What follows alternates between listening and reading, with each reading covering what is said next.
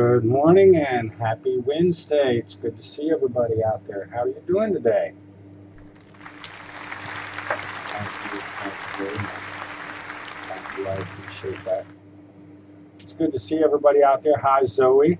Hi, Omar. Where are your grandparents? Where are you staying right now? You're not over in Lebanon, are you? Hello, Erica. It's good to see you. Keisha, good morning. Good morning, good morning. Ryan, good morning, sir. I started looking at that book you sent me. Thank you very much.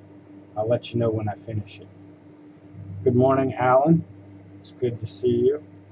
Wow, what a good crowd today. What a good crowd. Hi, Kira. Fantastic.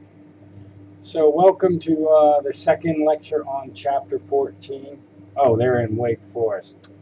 You said you were going to be delayed in your responses. I figured you'd flown over to the Middle East, Omar, and we're going to be checking in from somewhere across the globe. Wake Forest is across the globe, I guess, in a way. Good morning, Yasmin. Good morning, Matthew. Wow, what a great audience today. All right. So today we're talking about the second half of chapter 14. So we're going to talk a little bit about schizophrenia, a little bit about mood disorders, and a little bit about personality disorders. I'm going to try something new today. When we talk about schizophrenia, I'm going to use a small video clip. I don't know if the sound's going to work. So when I try it out, I want to get some immediate feedback if you can't hear it, okay? It may work, it may not work, but we're going to see if we can get it going. Good morning, Marion. Good morning, Phoebe. Wow. It's great to see everybody. My voice is feeling a little bit rough today. Okay. So if you remember, I talked to you Monday about differential diagnosis, and that's how we sort one psychological disorder from other disorders which may be similar in type or nature, right? And so just like medical doctors, when you go in and your knee is hurting and the medical doctor tries to figure out whether or not you've got a strained muscle, a torn ACL, or a broken bone, the psychologist tries to figure out whether or not you have generalized depression, seasonal affective disorder, or bipolar disorder. How do you differentiate different types of psychosis from one another? If you look in the bottom left-hand corner, I'll give you all of the different types of disorders related to psychosis. So there's schizotypal personality disorder, there's a delusional disorder, there's brief psychotic disorders, schizophreniform disorder, schizophrenia, schizoaffective disorder, substance-induced psychotic disorder, and psychotic disorder due to another medical condition. So there are a lot of different ways that people can present, remember presenting problem, can present with psychosis. Now your book focuses on one major type of psychosis, which is schizophrenia. And schizophrenia is different from some of these other disorders. And then not only do we have hallucinations and delusions, but we also have disruptions in other types of activities. So our behavior is disorganized, our speech is disorganized, and our emotions are disorganized. So the way that you're going to differentiate schizophrenia from most of these other disorders is you're going to also, along with hallucinations and delusions, you're going to see disorganized speech, behavior, and inappropriate emotions. Now, hallucinations are perceptual distortions. People may hear things or they may see things. Now, most of the hallucinations that you're going to see in schizophrenia are going to be caused by auditory distortions. So they're going to hear voices a lot of times. Now, schizophrenics also tend to have delusions. And the delusion is an incorrect belief that persists in spite of disconfirming evidence. So you might think there's an elephant in the parking lot, okay? We might have a belief that's wrong. If your friends go out in the parking lot and come back in and report to you, hey, Omar, we went out and looked, just like you said, and there's no elephant in the parking lot. And you said, oh, that's because the elephant was camouflaged or the elephant was invisible. you've now moved from being wrong to have a delusional belief. All right. So, people, one of the things I want you to understand is the difference between a hallucination and a delusion. A hallucination is a perceptual distortion. You hear something or you see something.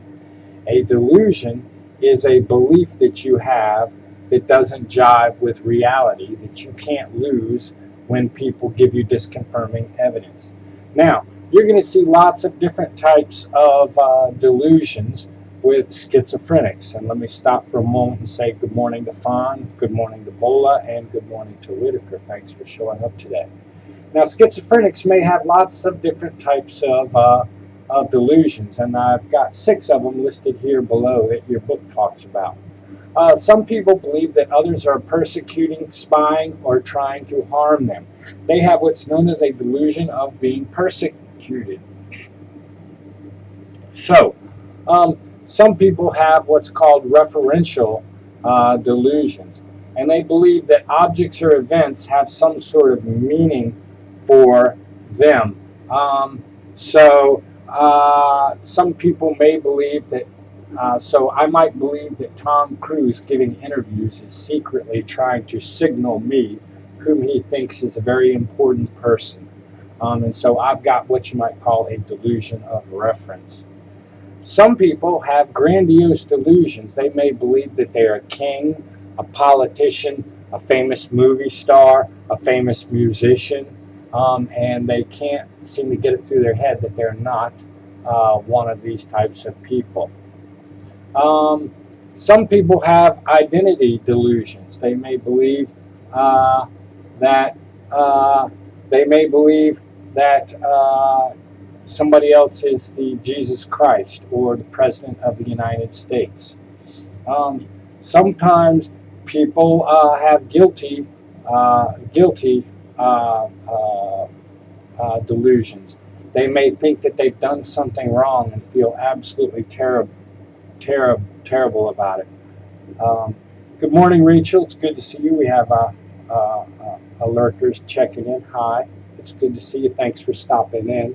I always like to see former students. And then there are some people who believe that they're under control by mind robots or mind controllers. This is where we get I don't know if you've ever heard somebody making jokes about people wearing tinfoil hats, but there are some people who think that people broadcast thoughts into their heads. So if you want to, Google gang stalking. Gang stalking is a very common delusion that you will see on YouTube. If you Google gang stalking, you will see lots of people out there talking about voice to skull. And what they're talking about is the belief that they think that people are implanting thoughts and beliefs into their head. Now, with a lot of people who have some of these schizophrenic disorders, you're going to see them having delusions or hallucinations. But what really differentiates a schizophrenic from other types of psychological disorders involving psychosis is their disorganized speech and disorganized behavior. So a lot of times people with schizophrenia have difficulty, have what's called loose associations. So their thoughts don't quite run together in a logical manner. And so they're going to exhibit disorganized speech. One sentence won't necessarily follow another sentence. Or they might get halfway through a sentence and change it and start talking about something completely different. We sometimes use the word salad or loose associations to talk about people who have disorganized speech. A lot of times you're going to see schizophrenics will engage in odd or inappropriate or meaningless types of behaviors. The video that I'm going to show you that I've got in your course resources folder is from a fellow named Gerald who is schizophrenic. And the whole time he's there, he is twirling his hair. He just does it mindlessly on and on and on and on again. And it's kind of odd. You can notice that behavior. And so you're going to see people with schizophrenia are going to have disorganized speech and disorganized behavior. And You're also going to see Gerald. I hope the video works. If it doesn't, I'm going to ask you to go to your course resources folder. You're going to notice that Gerald is very, very emotional and flies off the handle and can't seem to control his emotions. Some people with schizophrenia have emotional flights that just go all over the place. And some people who have schizophrenia have what we call catatonia, where they have absolutely no emotional response and very little movement. And so you're going to see not only will schizophrenics have hallucinations and delusions, but they'll also demonstrate disorganized speech, disorganized behavior, and flattened or inappropriate emotion. Ryan asked the question, can anyone get these types of conditions in their life? Absolutely. Although anyone can get these disorders. We're going to talk about it on the next slide. The incidence rate is 1%. So 1 in 100 people is going to have some sort of schizophrenic episode. Typically, these schizophrenic episodes occur in the late teens or early 20s. And there is a genetic component to them, Ryan. That's a very, very good question. Okay. Now, what I'd like to do is I'm going to switch you over to a video. If you can't hear the video, please type in the chat bar immediately so I'll know to switch back, okay? But I'm going to go ahead and go to Gerald the schizophrenic. Let me see, screen share. Okay, hopefully you can see that. And I'm going to cut off my mic and put on the system mic. Gerald S. is grossly delusional and thought disordered. He is currently on the following medications: haloperidol, 32 milligrams daily; benztropine B, 4 milligrams daily. I'm doing so hot. I think and feel as though people have called me here to electrocute me, judge me, put me in jail, or kill me, electrocute me because of some of the sins I've been in. Is this a new feeling for you? The main thing is don't get excited, but the thing is it's not a new feeling, no. I'm scared of people. It must be very frightening for you, though. You feel like you're about to get killed. I'm so scared I can tell you that picture's got a headache. Can you tell me more about that? The picture has a headache? You want to know? Yes, I do. Okay, when a sperm and an egg go together to make a baby, only one sperm goes up in the egg. And when they touch, there's 2 contact points that touch before any other 2. And then it's carried up into the egg. And when they fuse, it's like nuclear fusion, except it's human fusion. There's a mass loss of the proton. One heat abstraction goes up in the electron, spins around, comes back down into the proton to form the mind, and the mind can be reduced to 1 atom. Jerry, in one patient at one time, shows almost every one of the major features of schizophrenia. His thinking is disorganized. The thoughts are loosely connected.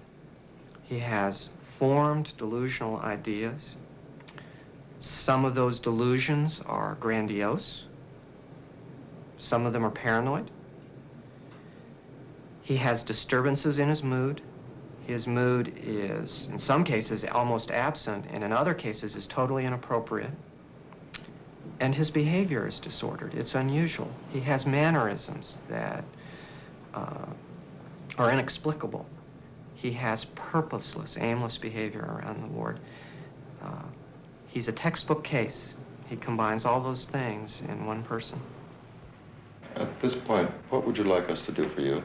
I would like you to get me off of cigarettes, get me dried out, cleaned up, so I can go home and get a job in a bakery and go to medical school. Jerry's voices may at times say, "You raped that woman." In a case where he may have just seen a woman on the street, the voices will accuse him of assaulting her. One of the things that worries me about Jerry and about many patients is at times his voices tell him to do things. In just the short time he's been in this program, the voices at times have told him that he's got to leave because we're going to hurt him. So obviously they say things that greatly distress him, that scare him. Nice to see you. Dr. Bigelow's the Please clinical sit down. director.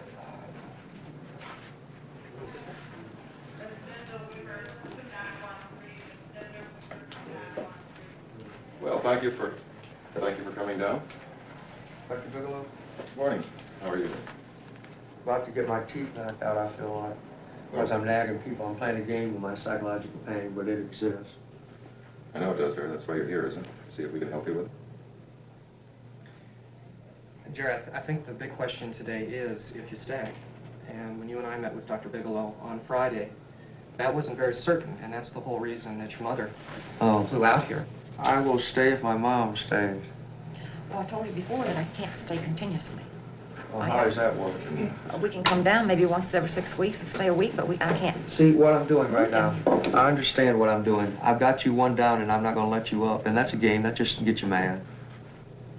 Truly, deep down, he knows that this is the last chance he's got of having anything and being able to control anything that he wants to, or tries to do. Yeah, I can And he believe knows in that if he instant turns doubt. his back on it, that he's had it. I hate you. Dr. Petrelli in Detroit looked at my transcripts and he started going like this. Gerald, just what could you have done if anything had ever went right for you? Been my boss? Can I interrupt you a minute? If Every time in school that I was going to do something, I would raise my hand and a colored kid would stab me in the back of the neck. What is your explanation for that, God? That's what you're afraid to say. What is your explanation for that? Because you can't say it. My explanation is that you feel that whatever decision you make, you're going to lose here. And maybe that's why it's so hard for you to make that decision. My dad told me to stay here. I will stay if my mother will stay. There's no pressing job for her. She can have my Social Security check to live on while she's here. Is that possible, Mrs. Smith? I told him that we could come down once a month maybe and You're going stay to a get me week. not scared, so I'm not scared while this dude's playing boogie-woogie with me. But dear, listen a minute. You mean that you can't stay away once a month? Let us come once a month and see you. I mean, in walked this one old dude with green teeth, and I couldn't think of nothing to do, so I just reached out and kicked old green teeth right in the knee. Your mom asked you a Yeah. question. Jerry, If I'm not scared, I won't kill Jerry, it's you. important that you listen to me for a minute. Why, you going to tell If me you go Dad's back, dead? if you go back, You going to tell me Snoopy's dead? You had better listen. Don't think of something else while I'm talking to you. Listen to what I'm I'm not saying. talking to you at all. Okay, if you go back, you may wind up in a hospital that I won't even get to come and see you once a month. You are not my... Do you understand me? Do you realize this is my mother and I'm trying to keep her alive? Now, what do you recommend, doctor? I recommend you give her a chance and listen to her. Don't you think it would be better that you stay here on your own? No. Where you signed yourself in? I don't. Jerry, I think that you're You don't confused know what... enough of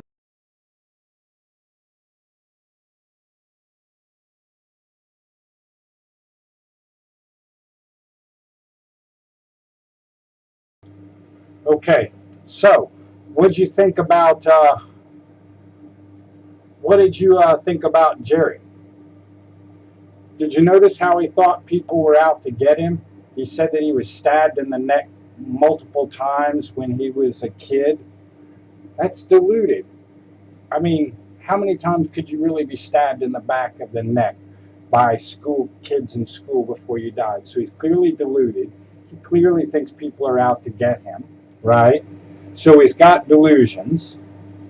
He's hearing voices. The doctor said he hears voices, and sometimes the voices are accusing him of doing things.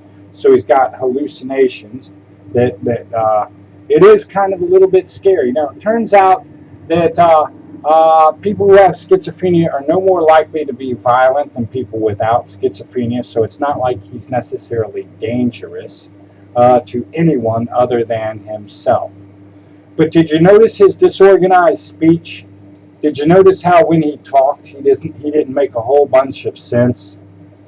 Yes, he should be. That's why he's hospitalized, Whitaker, absolutely. Did you notice the hair flipping behavior? You notice how he continued to do the hair flipping behavior? That's disorganized behavior. And you notice how he was getting kind of really emotional. So you put all these together and you have somebody who suffers from schizophrenia. Now, here's the deal. Some people just have a delusion. They seem, you know what, it's just a behavioral tic that people with schizophrenia tend to have. They just tend to have an aimless, repetitive, stereotypic kind of behavior. They don't all do their hair, but they do different things that just don't make sense. Now, some people look completely normal, but they might have a delusion. They might think that they are the king of Switzerland, or they might think that the government's out to get them. These people don't have schizophrenia. They have what's called a delusional disorder. Okay? Some people aren't nearly as bad as Jerry, but they're on sort of the trend towards Jerry, and they may be given a diagnosis of schizoaffective disorder. Now, some people take drugs, and it causes them to act like Jerry does for a little while, and that might be a substance or medication-induced psychotic disorder. I remember when my dad had his leg amputated and he was in the hospital, they gave him a bunch of pain medication, and he called me from the hospital one night about 1 a.m. telling me that the nurse was out to get him and that there were cameras all around the room watching him. And I hopped in the car and drove as fast as I could to the hospital, and when I got there, the nurses had restrained him and tied him down because he kept ripping all of his tubes out, and he thought the nurses were out to get him and watching him with video cameras, and he kept pointing around the room. Do you see the camera? Do you see the camera? And so the deal that a psychologist has to do when someone like Gerald comes in is they have to differentiate between different types of disorders from the same family. So if you saw Jerry, you would have to diagnose him as having schizophrenia while ruling out all of these other possible psychotic disorders. Now, what causes people to have schizophrenia? Nobody really knows why people have psychological disorders, any of them. However, for each psychological disorder, we do have guesses or thoughts. For schizophrenia, we do know that there is a heavy genetic component. If you look at the chart right underneath me, this is one of these behavioral genetics disorders, and what they suggest to you is if you're identical twin, so the incidence rate of schizophrenia is 1%. Pull two people out of the class. If one of them has schizophrenia, the likelihood that the next person you pull has schizophrenia is 1%, because the average incidence rate is 1%. If, on the other hand, your identical twin has schizophrenia, you are almost 50% likely to have schizophrenia as well. So we know that genes do play a part in schizophrenia. Now, brain imaging studies have shown that people with schizophrenia have enlarged ventricles. Those are the holes in the middle of your brain. And these fluid-filled holes take up space. And what that leads to is a decrease in frontal and temporal lobe cortex material. And so some people suggest maybe decreased frontal and medial temporal lobe space is associated with schizophrenia.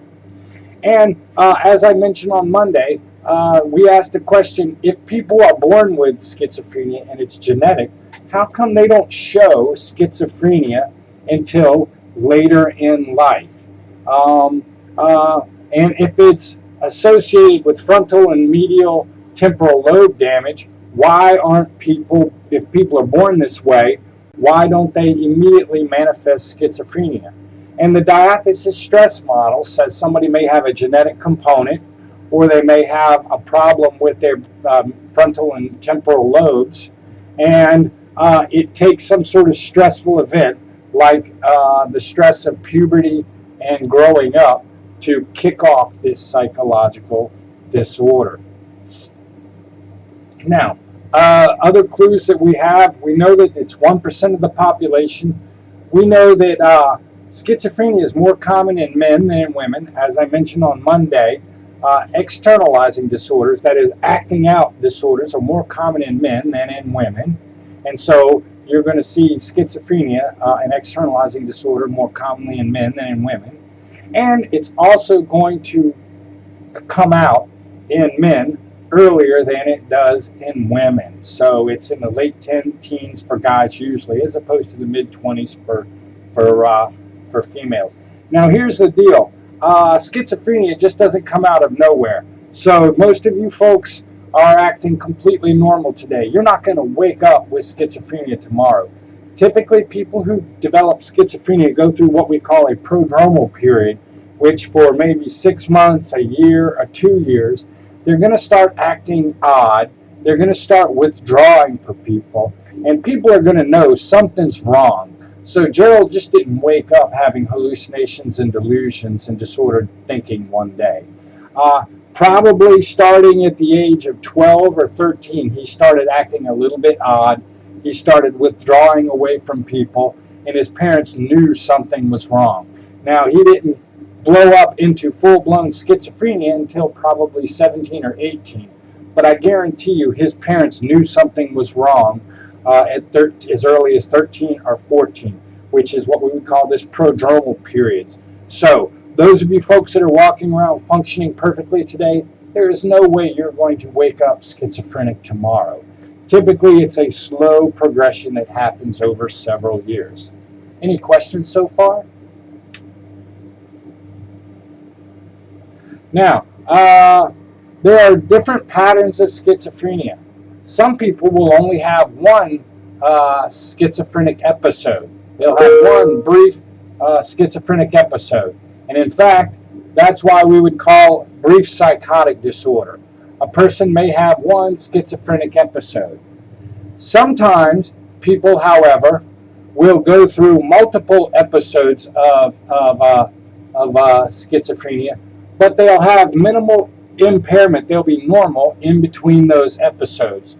So some people have a schizophrenic episode once a year or every couple of years, but they're relatively normal in between those episodes. And then some people are what we call chronic schizophrenics, and they're going to have multiple episodes of schizophrenia with no return to normality in between their crises. And so you're actually going to see three different patterns of schizophrenia. Some people will have one schizophrenic episode and get better. Some people will have schizophrenic episodes and be normal in between those episodes. And some people, like Jerry, will be chronic. And Jerry is never normal, and he's always having trouble. Does that make sense? Any questions so far? I can't see you folks, so I don't know if you're understanding or getting what I'm talking about. If you would, type in the chat bar and let me know how I'm doing. Now, let's talk about depressive disorders, or mood disorders in general. One type of mood disorder is called major depression. Oh no. So major depression. So there are lots of mood disorders. We're going to talk about two different ones that you would have to do a differential diagnosis on. Depression is a mood disorder, and bipolar is a mood disorder. Mood disorders are difficulty maintaining a stable, positive mood. Okay? And so if you go into the doctor and you're feeling bad or feeling manic, it's the doctor's job to decide whether or not you're a major depressive, you have major depression, or whether or not you have a mood disorder. Now, as I suggested to you in the DSM book, each disorder has a list of symptoms. So, hoarding disorder, I don't know if you can see this picture right here, but hoarding disorder, there are A through F symptoms. A, B, C, D, E, F. There are 6 symptoms of hoarding behavior. There are 9 symptoms of a major depressive disorder, and they're listed on the left side of the screen. You're either sad and an irritable mood, you've lost interest in pleasurable activities, you have a disturbance in sleep, you're gaining excessive weight or losing excessive weight, you have difficulty concentrating, you have feelings of guilt or worthlessness, you're apathetic, you've lost energy, or you're thinking about suicide. Those are 9 symptoms. If you have 5 of those symptoms for at least 2 weeks, then you may be given the diagnosis of having had a major depressive episode. Now, depressive disorders are called the common cold of psychological disorders because they occur so frequently. 7% of the population is going to demonstrate a major depressive disorder at least once in their life. It's very, very common compared to other psychological disorders.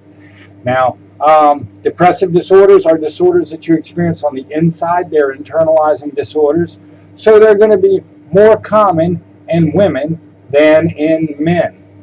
Now, I'm sure some of you may be taking medication for a depressive episode that you've had. And chances are you're taking an SSRI, which is a selective serotonin, I'm typing it in there, uptake inhibitor. Selective I'm misspelling it, tonin reuptake inhibitor.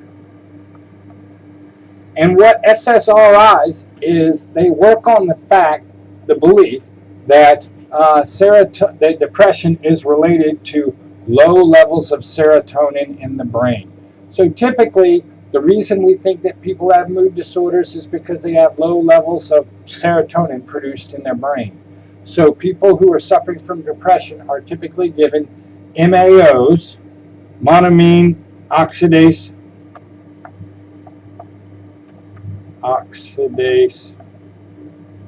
inhibitors.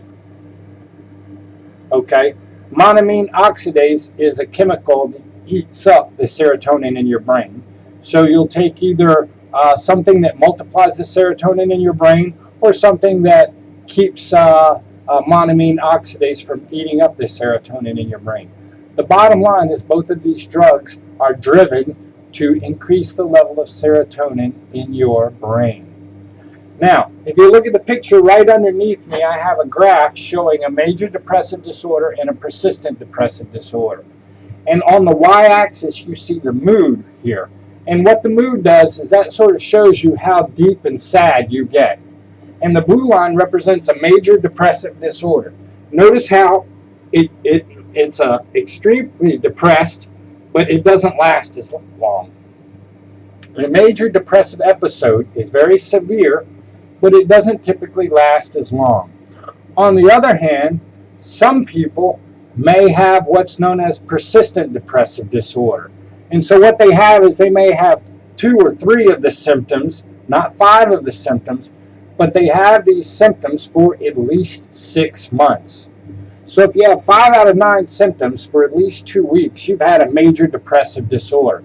If you go into the doctor and tell them that you've had some symptoms and you don't have all 5 symptoms, but you've had them for over 6 months, you get a different diagnosis. So this is where we come into that differential diagnosis again. Persistent depressive disorder may last for years, and it is typically more common in women than in men, just because it's also an internalizing disorder. Does that make sense? So what I want you to get from this screen is the fact that every disorder is going to have a list of symptoms. And when you go in and tell the doctor what you're feeling and you give them your presenting problem, they're listening for the symptoms. And they're listening for how long you've had the symptoms, how many symptoms you've had, and they're trying to use those symptoms to do a differential diagnosis. And one example of a differential diagnosis might be schizophrenia from delusional disorder, or another differential diagnosis might be diagnosing a depressive disorder, a major depressive disorder, as opposed to persistent depressive disorder. Does that make sense? Please let me know by typing in the chat bar. Now, bipolar disorder is another type of mood disorder, and it's characterized by depressive episodes with the symptoms that I showed you on the last page. But people with bipolar also go through manic episodes, which is where they have an unusually elevated mood, an unusually elevated level of activity that includes grandiose ideas, hyperactivity, a racing mind, diminished need for thought, sleep, and racing thoughts. And sometimes these grandiose ideas in this racing mind may cause the person to do something that's destructive. I remember reading a story about a dentist who was going through bipolar disorder, and he began a manic episode on Friday evening when his dentist's office had settled down. And he realized during his manic episode that he was the greatest dentist in the city, and that he was going to have to expand his business for all the business he was going to get. He needed a bigger store. And he realized he couldn't get anybody to come and expand his store on the weekend, so he wanted to get started on the project. So he went to the store, bought a sledgehammer, and went down to his dentist office and started busting down walls in his dentist's office to get the remodel process started. Everybody shows up on Monday, and what they realize is that this dentist, in a manic phase, has gone in and destroyed the office. Now, if you remember, I suggested to you that psychological disorders are those disorders that are self-defeating or destructive or odd. If you get up and you have an elevated mood and you're a little hyperactive and your mind is racing, but you don't do anything self-destructive, that's not necessarily a manic episode. That's just somebody being in a happy mood. This manic episode has to cause self-destructive things to happen. And so people with bipolar disorder swing back and forth between manic episodes and depressive episodes. All right? Now, this occurs in 4% of the population, typically begins in late adolescence, and bipolar 1 is typically diagnosed earlier than bipolar 2.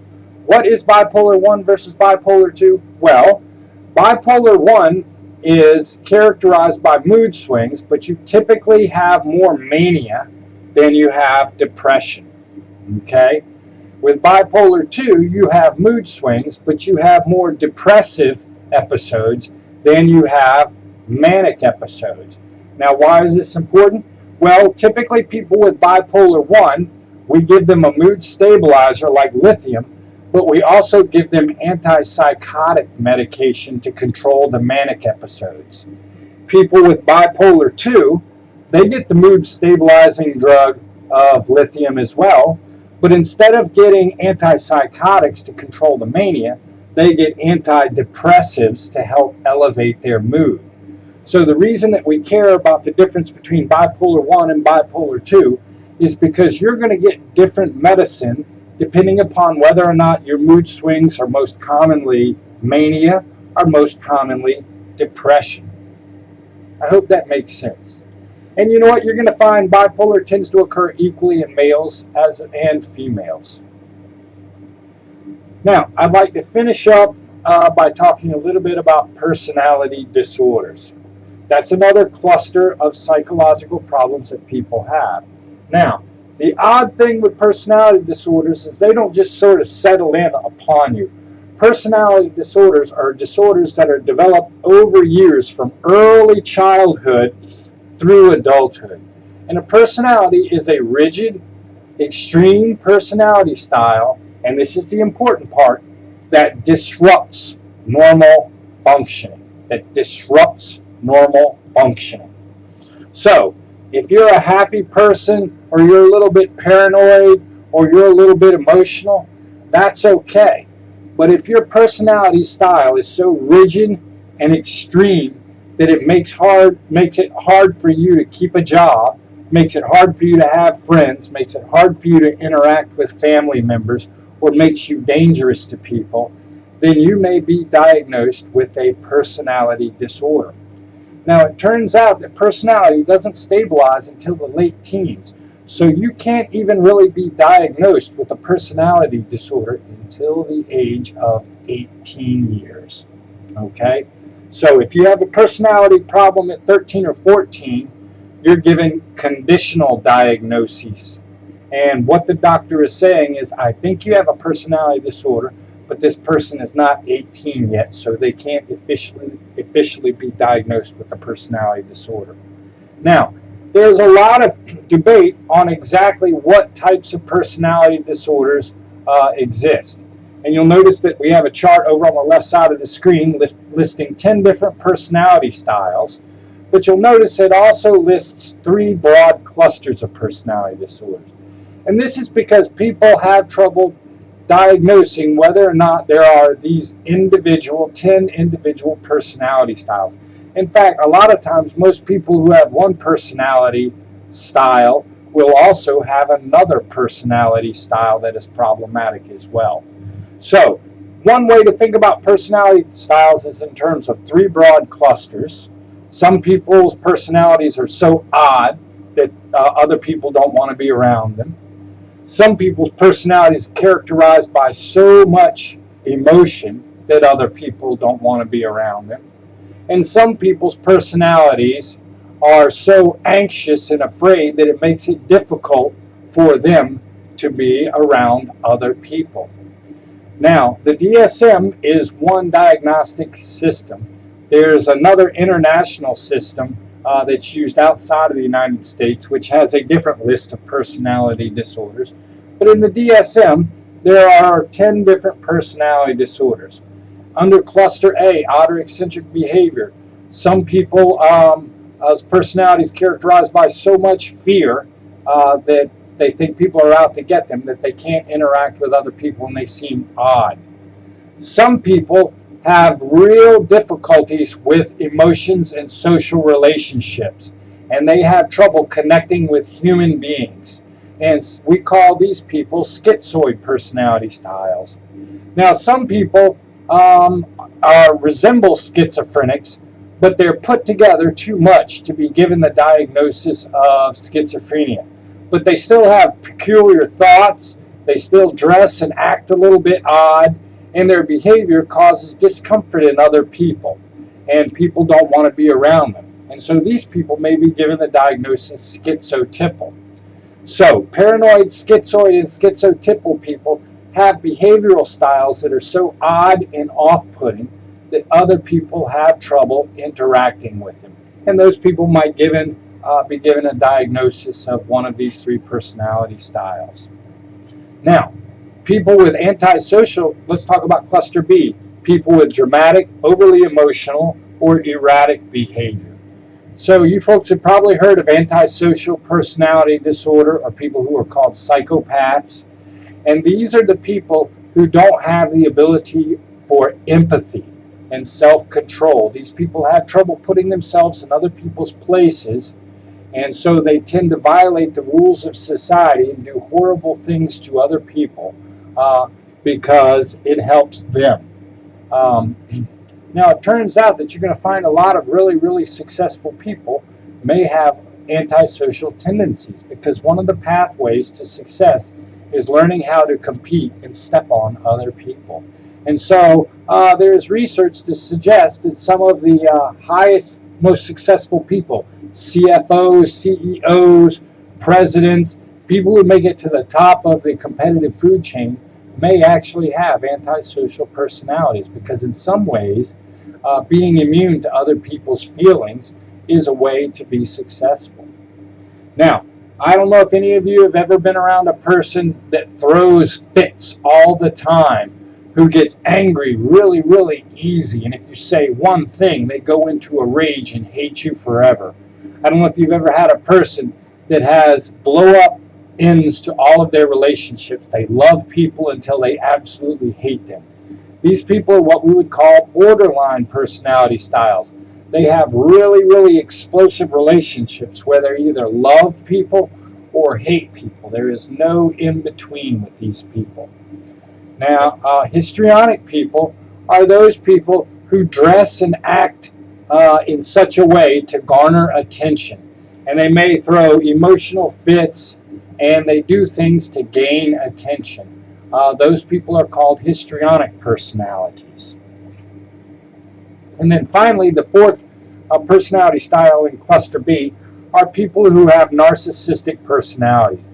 And these are the people who need to be admired, lack empathy, and feel like they're superior to other people with no particular reason. Narcissists and antisocials tend to kind of co-occur together. You'll notice how some of these categories sort of sound similar. And this is why people disagree about whether or not there are 10, 11, or 8 personality styles. And that's why sometimes it's better just to think of the 3 clusters. And so these 4 disorders are characterized people who either don't have emotion and empathy, or their emotional functioning causes them to ruin relationships really easy, or their emotional needs cause them to seek attention, or they have such narcissistic, self-focused personalities that it makes it difficult for them to have relationships. Now, cluster C our personality styles, we all have anxiety. We all want to fit in. We all feel sometimes like we don't fit in. But some people's anxiety is so strong that it overwhelms their personality. Some people are so avoidant and so inhibited that they are afraid to be around other people because they're always afraid of rejection. Nobody likes rejection, but some people are paralyzed by feelings of rejection. And these people are called avoidant personality styles. Sometimes people are afraid of rejection, so they go the exact opposite way and hang on to people too tightly to where the people can't let them go. Have any of you ever been around somebody who always agrees with what you say? Somebody who needs you to be around them all of the time? Somebody who can't make a decision without your input? That person might be a dependent personality. And then obsessive compulsive personalities are those people who are preoccupied with orderliness and control. Now, people with obsessive compulsive disorder usually have one behavioral tic and one sort of obsessive thought that they deal with, like they might wash their hands 100 times a day. An obsessive compulsive personality is obsessive and compulsive about every aspect of their life. And so we differentiate them from the obsessive compulsive disorder. Now, personality disorders are incredibly difficult to treat because people can't see their own personality. If I'm a little bit paranoid, I can't see that because I grew up with that person. If I'm a little bit narcissistic, I can't see that because I grew up with that person. So it's really, really difficult to treat people with personality disorders. Okay, that's all I had to say today with Chapter 14. Any questions? I want to thank everybody for showing up today. It's been a great lecture. I hope you learned a little bit about differential diagnosis and specifically schizophrenia, mood disorders, and personality disorders. If you don't have any questions, I'm going to go ahead and say goodbye. Don't forget to do the discussion board that's due tomorrow night at 11:59.